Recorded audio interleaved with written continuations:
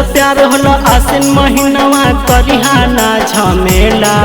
आगे तोरा से दिल लग गेलो कभी बुझिहाना अकेला।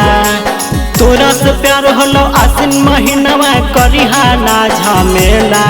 हाँ तोरा से दिल लग गेलो कभी बुझिहाना अकेला। तोरा नवादा में घुमैबो साथे मेला। अगे तोरा नवादा में घुमैबो साथे मेला।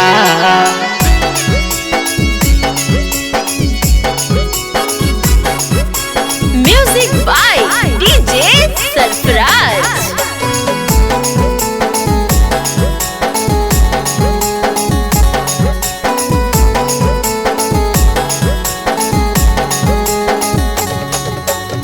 नैका सुटवा पेन्ही के अइहा संगिलवा के साथ बनैबो रील वीडियो देखते नवादा जिलवा गे।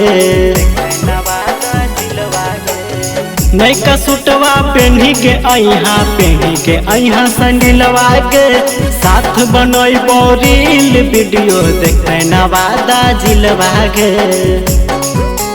खींच देबो फटुआ मस्त मस्त वैसन आइतौ न तोरा घिचेला। तोरा नवादा में घुमैबो साथे मेला। अगे तोरा नवादा में घुमैबो साथे मेला।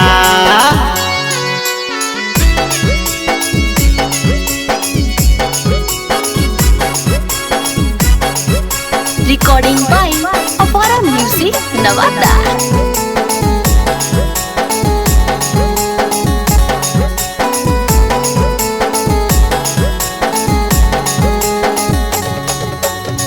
दुर्गा मैया के दर्शन से दुखवा हो जैतौ दूर गे।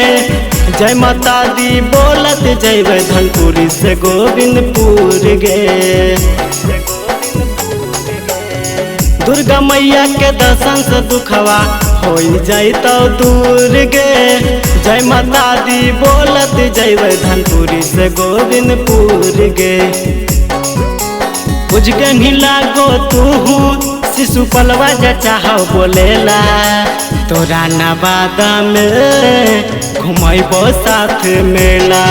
आगे तोरा नवादा में घुमैबो साथ मेला।